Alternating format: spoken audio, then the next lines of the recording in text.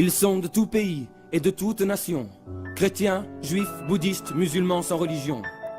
Ils ont chacun leurs idées politiques, les uns aiment la techno, les autres le classique. Promulguant l'unité dans la diversité, ils forment une authentique fraternité. Mais qui sont-ils ? Penseurs libres plutôt que libres penseurs, ils cultivent en eux l'intelligence du cœur. Ils sont très humanistes et font de l'être humain le cœur de leur philosophie au quotidien. Cherchant la vérité au-delà des croyances, ils mènent une quête de connaissances. Mais qui sont-ils ?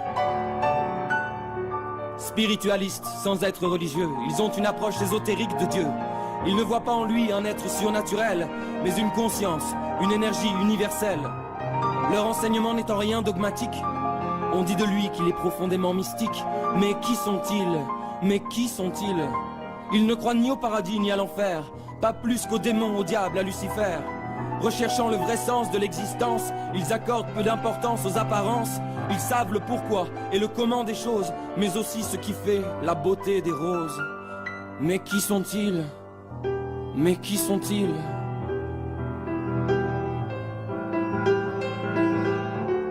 Envisageant la mort comme une transition, la plupart adhèrent à la réincarnation. Ils maîtrisent l'art de la méditation et connaissent les arcanes de l'initiation. Ils aiment s'harmoniser avec la nature et se ressourcer à ce qu'elle a de plus pur. Mais qui sont-ils ? Prenant soin de leur âme autant que de leur corps, ils font de la sagesse le plus beau des trésors. Ils pensent qu'il y a la vie au-delà de la terre et que d'autres humanités peuplent l'univers. Beaucoup ont vu Avatar, mais aussi Shoah. Ils savent que l'avenir est une question de choix.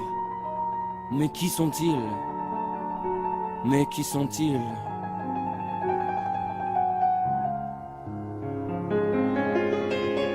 Le monde ne va pas bien, mais ils gardent l'espoir de le rendre meilleur et d'embellir l'histoire.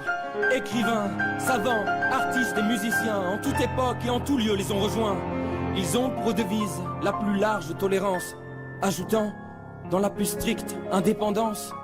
Mais qui sont-ils ? Mais qui sont-ils ?